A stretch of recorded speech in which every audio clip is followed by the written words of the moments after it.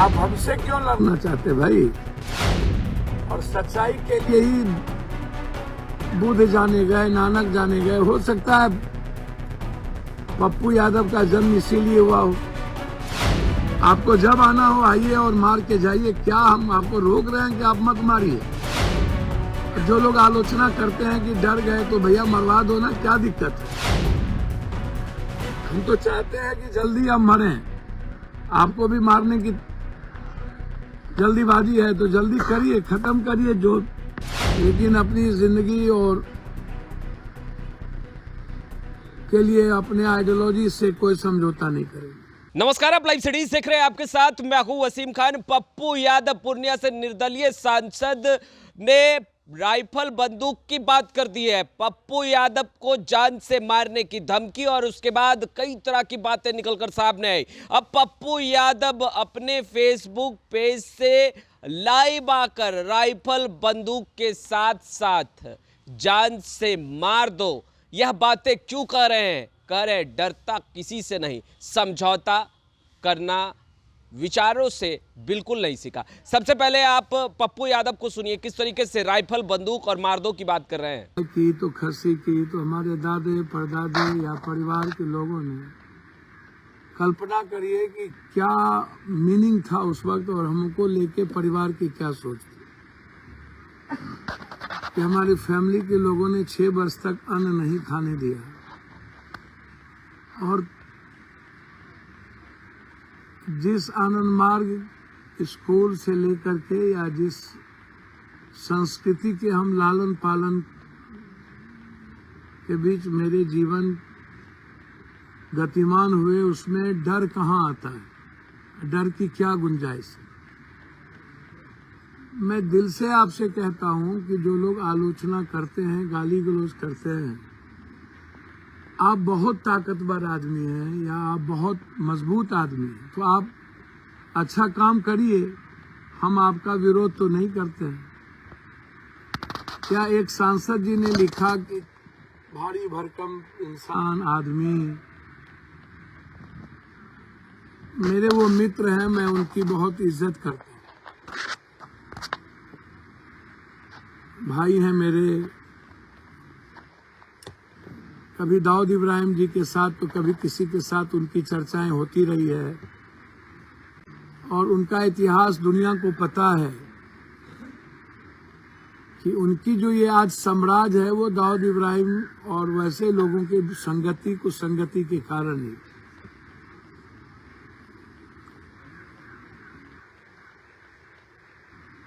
और एक बात मैं उन सभी लोगों से कहना चाहूंगा,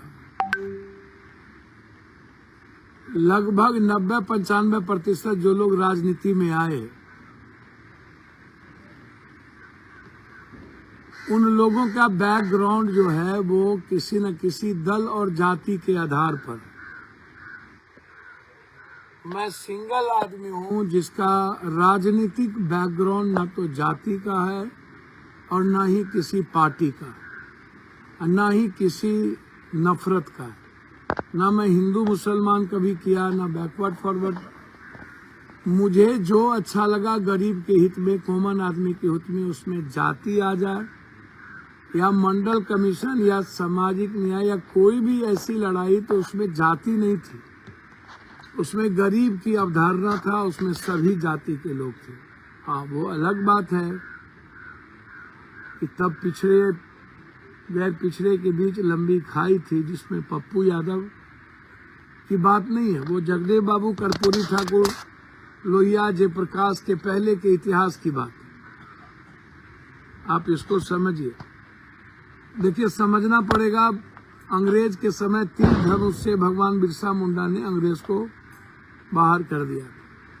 अब हम लोगों के पास तीर धनुष और राइफल बंदूक से ज्यादा मजबूत हम लोगों के पास संविधान है, लोकतंत्र है, हमारा देश है, हमारी संस्कृति है, हमारे पास अध्यात्म है, हमारे पास बहुत सारी चीजें।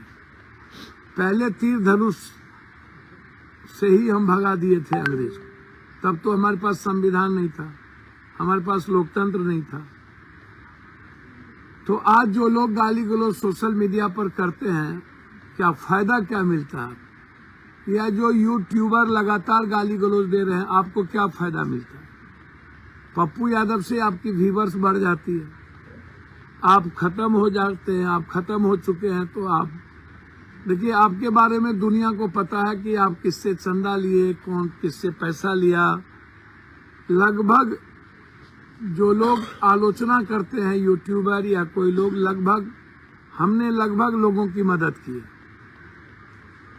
और हम आपकी आलोचना करते नहीं, और हम आपको मदद ही करते हैं। आपसे उम्मीद ही रखते हैं कि आपकी मदद मैं करूं। आप अच्छा काम करिए, आप जाइए, आप हम पप्पू यादव से बड़ी लकीर खींचिए। तो मैं उन सांसद जी को कहना चाहूंगा, सांसद जी 5 बार इंडिपेंडेंट एमएलए एमपी, 2 बार 7 बार संसदीय जीवन हमारा रहा, और उस संसदीय जीवन में आपको आश्चर्य लगेगा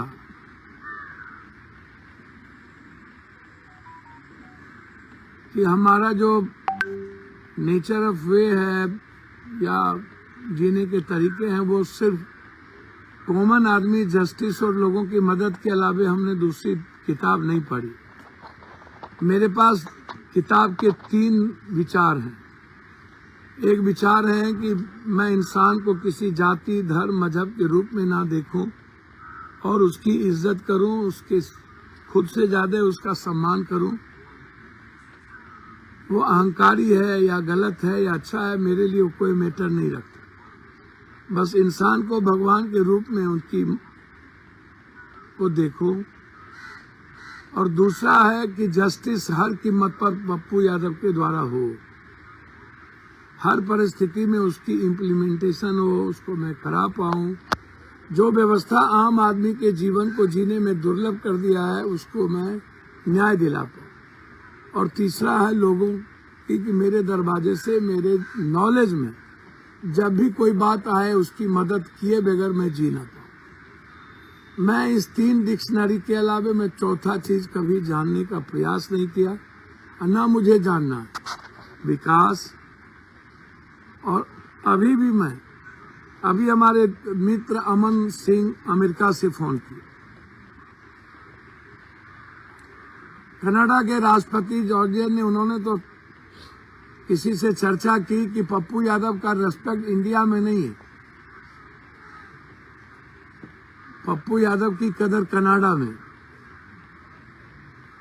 कहिए पप्पू यादव को यहीं का सिटीजन ले ले, आने वाले भविष्य में पप्पू यादव यहीं राष्ट्रपति हो जाए, प्रधानमंत्री हो जाए। अब हमारे कई दोस्त ऐसे हैं जो हर दिन कनाडा से, अमेरिका से, आप अमन से बात कर लीजिए। अमन सिंह ITN है, अभी वहाँ के इकोनॉमी को बैलेंस करते हैं, और वो कहीं के नहीं है, बगल के बीरपुर के ही हैं उनका। मैं अभी भी उनसे चर्चा किया कि किस तरीके से IIT को पूर्णिया में लाऊं। और एक बार यदि मैं बिहार के किसी भी जिले में IIT को पार्क को मैं ले आया, तो आप समझिए पूर्णिया डेवलप नहीं करेगा, कोसी सीमांचल नहीं, पूरा बिहार आकर के सिमट जाएगा और पूरा बिहार निर्माण हो जाएगा। मैं हर दिन बात अमन का मैं आपको नंबर दे देता हूँ। अब कनाडा में मेरे 10 दोस्त हैं, उनसे पूछ लीजिए। मैं इसके अलावे दूसरी बात कभी नहीं करता हूँ। जहाँ मेरे दोस्त हैं, उसके डेवलपमेंट के अलावे, 24 घंटा काम करने के अलावे, 3 बजे रात तक जगने के अलावे मैं दूसरी बात नहीं करता। आप उठा के देखिए किसी भी चीजों को, तो आपको समझ में आ जाएगा। तो मैं अपने सांसद जी से कहना चाहूंगा कि आप तो जाति, धर्म, मजहब पर के नाम पर आप रसूख ले लेते हैं। आपको अकेले चुनाव लड़ने की तो औकात है नहीं, क्षमता है नहीं। या जो लोग गाली देते हैं, वो लोग एक बार मुखिया का चुनाव भी लड़ना चाहिए, जिला परिषद भी चुनाव लड़ना चाहिए, तो आपको समझ में आ जाएगा कि सामाजिक जीवन कितना संतुलित होना चाहिए। और आप क्या बोलते हैं, आपका जीवन, आपका व्यवहार कैसा होना चाहिए। तब धीरे धीरे आपको लोगों की इज्जत करना, लोगों के लिए जीने की आदत आपको पता चले। जब वो कहावत है बांझ जाने परसौती क्या, तो आपको जब कुछ आता नहीं है तो आप शुरू हो जाते हैं। आपको प्रोटेक्ट है इस देश के बड़े दो लोगों का। सांसद जी, यदि हमें आप उस दो लोगों के तरह हमें प्रोटेक्शन मिला होता ना, तो हम बिहार की कायाकल्प कर दिए होते। और हम बिहार में कभी जात पात रहने नहीं देते, हिंदू मुसलमान की बात नहीं होने देते, और हमारी पूरी अवधारणा गरीबी खत्म करने पर और बेरोजगारी खत्म करने पर होती। आपको तो इतनी भी हैसियत नहीं है कि एक बाजार में 1100 का बीज 2200, 2300, 1300 से ऊपर में बिकता है और आप रोक नहीं पाते हैं। आप लोग तो जाइए रोकिए। डीएपी खाद, ये क्या है डीएपी खाद? इसमें बिना मिलावट के पूरा बोरा मिलावट कर देता है। उसके बाद आप और बिना 3200, 3300, 3400 के बिकता नहीं है, वो भी आउट ऑफ मार्केट हो जाता है। किसान को मिलता नहीं। औकात क्यों नहीं होती आप लोगों को? इस पर गाली गलौज कीजिए ना,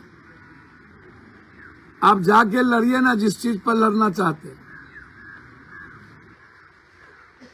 आप हमसे क्यों लड़ना चाहते भाई? हमारी कौन सी, हमको तो जो अच्छा लगता है मैं वो करता हूँ, जो सच है जो बोलता हूँ, और सच्चाई के लिए ही बुद्ध जाने गए, नानक जाने गए। हो सकता है पप्पू यादव का जन्म इसीलिए हुआ हो। अच्छा, मारना ना मारना तो ना आपके हाथ में है ना मेरे हाथ में है, लेकिन कर्म करना तो, कर्तव्यों के रास्ते चलना तो है ना मेरे हाथ में। चलिए ना हम लोग मिल के करते हैं, हम लोग एक दूसरों के लिए आलोचना ना बने। मैं आपकी इज्जत करता हूँ। जब आप लोग सोशल मीडिया पर कुछ लिखते हैं, डर गए, सुरक्षा मांग रहे हैं पप्पू यादव,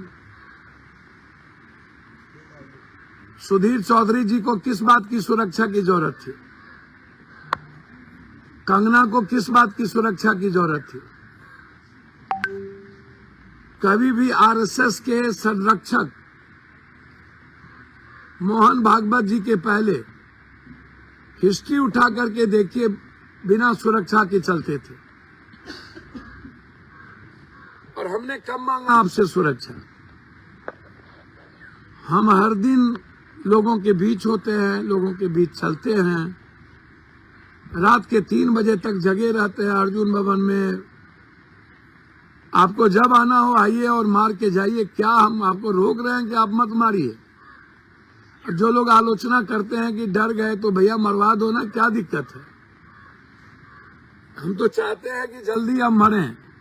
आपको भी मारने की जल्दीबाजी है तो जल्दी करिए, खत्म करिए, जो हिंदुस्तान से सच गायब हो जाए।